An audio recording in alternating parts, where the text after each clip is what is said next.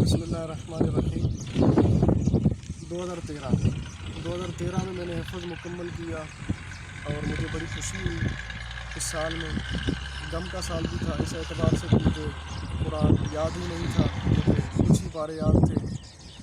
2013 में ही एक बहुत बड़ा धमाका हुआ सूबा सिंध में।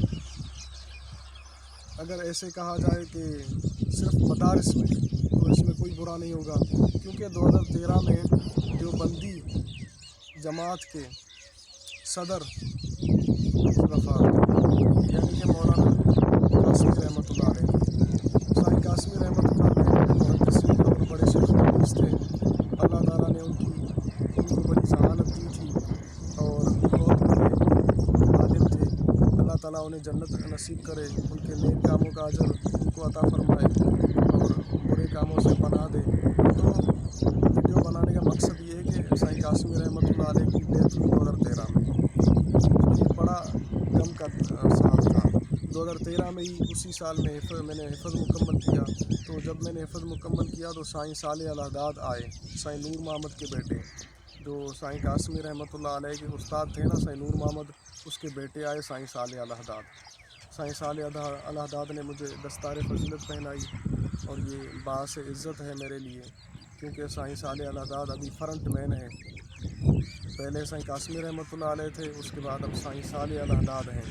साईं साले अल-हदाद बहुत बूढ़े शख्स हैं। उन्होंने बड़े अच्छे तरीके से तकारीर की थी 2013 में। उन्होंने कहा था, आप ऐसे नमाज की तरफ और कुरान की तरफ और इस्लाम की तरफ आएँ जैसे गैर मुस्लिम या अंग्रेज़ या यहूदी म्यूज़िक सुन के डांस की तरफ आते हैं, डांस करते हैं। उन्होंने बड़ी अच्छी मिसाल दी थी।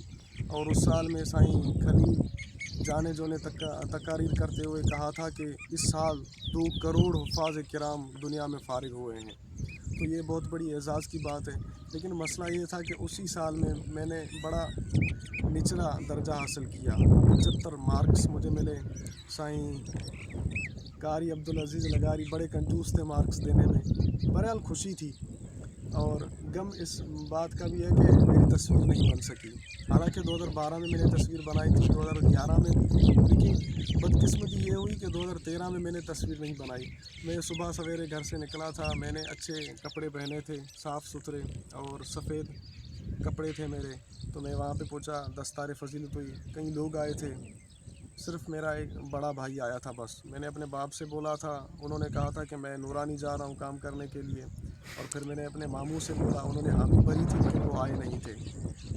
और उससे पहले मैंने अपने गांव के सरबराह को बोला, फ़तेह मोहम्मद दुरोई को, वो भी नहीं आए। उन्होंने कहा था कि लोग मुझ पर हंसेंगे, मेरे पास पैसे तो होते नहीं हैं सिगरेट पीने के लिए, तो मैं वहाँ पे आऊँगा, बड़े बड़े लोग आएंगे, वो आपको हार पहनाएंगे, वहाँ पे बैठेंगे उठेंगे, ज़ाहिर है मुझे थोड़ी घुटन होगी, इसलिए मैं नहीं आ सकूँगा।